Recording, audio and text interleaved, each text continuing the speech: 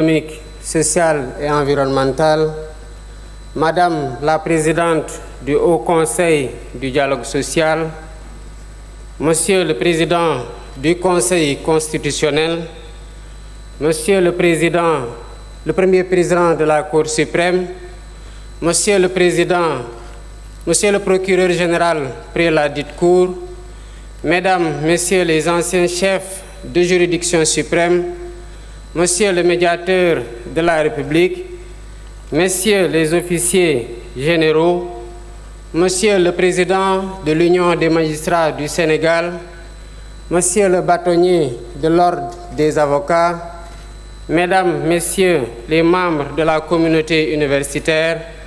Mesdames, Messieurs les officiers ministériels et auxiliaires de justice, Mesdames, Messieurs les leaders de partis, coalitions de partis politiques et candidats à la dernière élection présidentielle, Mesdames, Messieurs les représentants des autorités coutumières, religieuses, du patronat, des centrales syndicales, Mesdames, Messieurs, chers invités, en votre rang, titre et qualité. Je tiens tout d'abord à exprimer ma profonde gratitude à chacun d'entre vous pour avoir répondu favorablement à notre invitation à l'occasion de cette journée nationale du dialogue. Cette cérémonie qui nous rassemble s'inscrit harmonieusement dans nos vieilles traditions socio-culturelles de dialogue que nous perpétuons au sein de nos familles et de nos communautés. Fidèle à cet héritage de longue date, j'ai tenu à maintenir dans le calendrier républicain la date symbolique du 28 mai consacrée au dialogue national. En accord avec l'esprit de mon discours d'ouverture, de mon discours d'investiture, de mon message à la nation à l'occasion de la fête de l'indépendance et de mes orientations au Conseil des ministres du 9 avril, je réitère aujourd'hui la priorité élevée que j'accorde à la concertation comme mode de gouvernance des affaires publiques. Je demeure en effet convaincu que la vertu préventive du dialogue en temps de paix éloigne les spectres de la tension et favorise les dynamiques consensuelles, consolidant ainsi notre démocratie et assurant la stabilité indispensable au développement économique et social dans l'intérêt supérieur de la nation. Dialoguer en temps de paix, en partageant la part d'humanité qui existe en chacun de nous, est un examen à l'aune duquel une nation mesure sa grandeur. C'est tout le sens de cette journée, dont le thème porte sur la réforme et la modernisation de la justice. La problématique et l'urgence d'y faire face nous interpellent tous au-dessus de toute considération partisane. La diversité des acteurs ici présents en témoigne éloquemment. De plus, pour faire de cette concertation un cadre inclusif le plus large possible, nous avons lancé le 23 mai la plateforme Jubanti comme Vox Populi pour recueillir les contributions citoyennes. La justice étant rendue au nom du peuple, il est donc pertinent que le peuple ait son mot à dire sur la manière dont elle doit être rendue. Au demeurant, je rappelle déjà qu'en avril 2018, le besoin de modernisation de la justice avait fait l'objet d'un rapport d'un comité de concertation mis en place par le garde des Sceaux, ministre de la Justice. 6 années après ces concertations, et après avoir été traversé par de violentes secousses, force est de reconnaître que notre système judiciaire a besoin d'une profonde refondation, que seule une approche inclusive permettra de réussir. Œuvre collective, démarche participative et exercice de co-construction. Voilà le triptyque qui doit guider notre action. Sous ce rapport, je voudrais particulièrement insister sur le fait que nous n'ouvrons donc pas ici un procès en inquisition pour désigner un ou des coupables à jeter aux orties. Il est plutôt question de tenir un débat lucide et serein,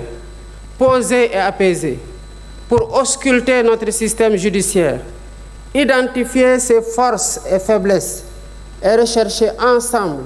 les solutions aptes à refonder son fonctionnement et à améliorer ses performances. Je ne reviendrai pas ici sur les principes fondamentaux de la justice dans un état de droit, sinon pour en rappeler la quintessence, à savoir la séparation des pouvoirs, l'indépendance, l'impartialité et l'intime conviction du juge,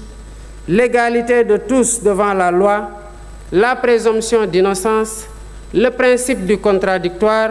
le droit à un procès équitable et l'habeas corpus, bouclier contre les arrestations et détentions arbitraires.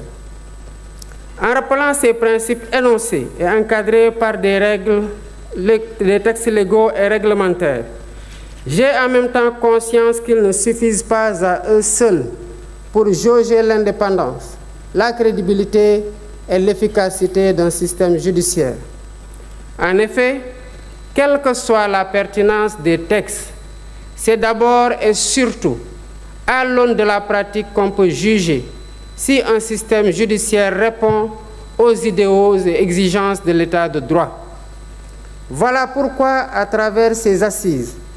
nous voulons interroger notre système judiciaire en revisitant ses règles et mécanismes afin de le perfectionner et le hisser à la hauteur des ambitions et aspirations de notre peuple. Les thématiques qui seront débattues incluent notamment le statut des magistrats, l'organisation et le fonctionnement du Conseil supérieur de la magistrature, la dématérialisation du service public de la justice et le numérique, le temps du procès pénal, le régime de la sanction pénale, le cadre juridique et institutionnel de l'administration pénitentiaire, les conditions de détention et de préparation à la réinsertion sociale des détenus, le régime de la privation de liberté, la prise en charge des enfants en danger ou en conflit avec la loi. La finalité de cet exercice est de nous aider à baliser la voie pour une réforme pragmatique de notre système judiciaire, afin qu'il inspire davantage confiance aux justiciables et préserve sa dignité. Pour ce faire, nous devons travailler à mettre en place un système plus transparent de gestion de la carrière des magistrats, à définir un régime de privation de liberté mieux encadré, à aménager un dispositif législatif et institutionnel de nature à favoriser la célérité dans le traitement des procédures judiciaires et à humaniser l'univers carcéral, à instituer des plateformes dématérialisées et fonctionnelles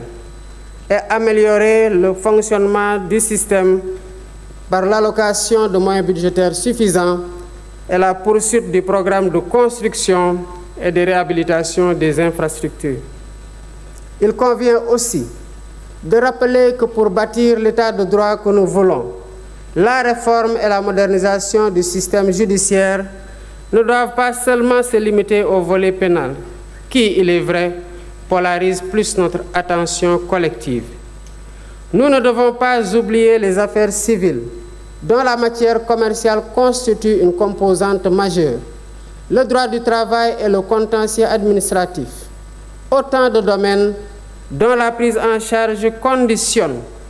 le fonctionnement de la justice. En portant nos réflexions sur tous les sujets à l'ordre du jour, je souhaite que nos échanges s'inscrivent dans une démarche pragmatique et répondent à la finalité de l'exercice. Mais ce faisant, gardons-nous de vouloir bâtir une république des juges qui remettrait en cause le principe cardinal de la démocratie, à savoir le gouvernement du peuple, par et pour le peuple, en vertu duquel les élus restent les dépositaires légitimes du pouvoir étatique. Je suis confiant que nous pouvons y parvenir par une concertation sereine, ouverte et apaisée. Sur ce, je déclare ouverte la Journée nationale du dialogue et souhaite plein succès à nos travaux. Je vous remercie de votre aimable attention.